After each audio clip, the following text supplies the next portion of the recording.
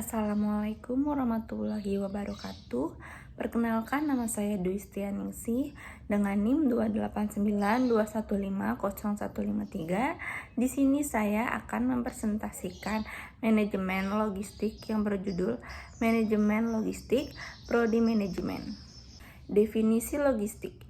Logistik dalam definisi lama adalah merupakan cabang ilmu militer yang berkaitan dengan pengadaan, pemeliharaan, dan pengakuan material, personil, dan fasilitas yang diperlukan.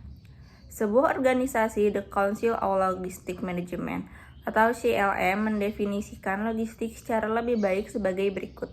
Logistik adalah proses merencanakan, menerapkan, mengendalikan yang efektif dan efisien dari aliran dan penyimpanan bahan baku, persediaan dalam proses, dan barang jadi yang terhubung dengan informasi dari titik asal ke titik konsumsi untuk memenuhi kebutuhan pelanggan. Logistik bisnis merupakan bidang kajian manajemen terpadu yang relatif baru dibandingkan dengan bidang keuangan, pemasaran, dan produksi.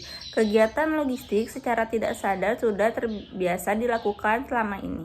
Bidang bisnis pun selalu melibatkan kegiatan pergerakan dan penyimpanan atau move and store activity. Ruang lingkup logistik.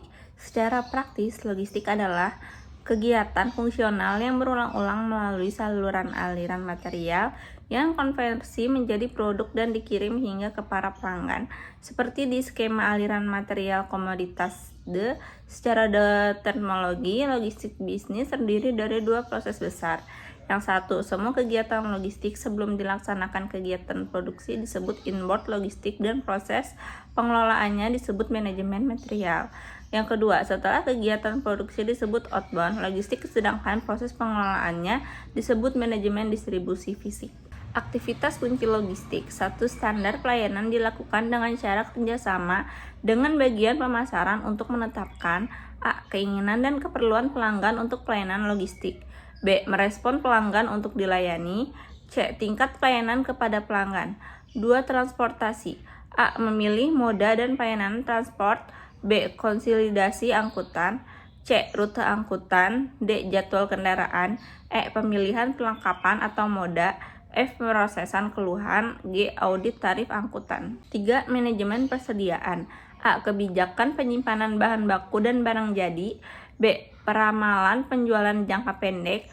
C. Bauran produk pada titik simpan. D. Jumlah, ukuran, dan lokasi titik simpan. E. Just in that time, strategi dorong dan tarik. 4. Pemrosesan pesanan. A. Prosedur interface antara penjualan dengan persediaan. B. Metode penyampaian informasi pesanan. C. Aturan pemesanan. Kegiatan pendukung. Yang pertama ada pergudangan, menentukan luas dan volume gudang, penempatan stok. Yang kedua ada penanganan material, pemilihan perlengkapan, kebijakan penggantian perlengkapan. Yang ketiga ada pembelian, pemilihan sumber pemasokan, menentukan saat pembelian. Dan yang terakhir ada kerjasama dengan bagian produksi untuk menentukan jumlah agregat dan urutan dan waktu produksi. Logistik bisnis dalam perusahaan. Fungsi pemasaran yang kegiatannya berada pada ranah logistik adalah kegiatan standar pelayanan kepada pelanggan, penentuan harga, pengepakan, dan penentuan lokasi pengecer. Fungsi produksi yang kegiatannya berada pada ranah logistik adalah penjadwalan produk, penentuan lokasi pabrik, dan pembelian.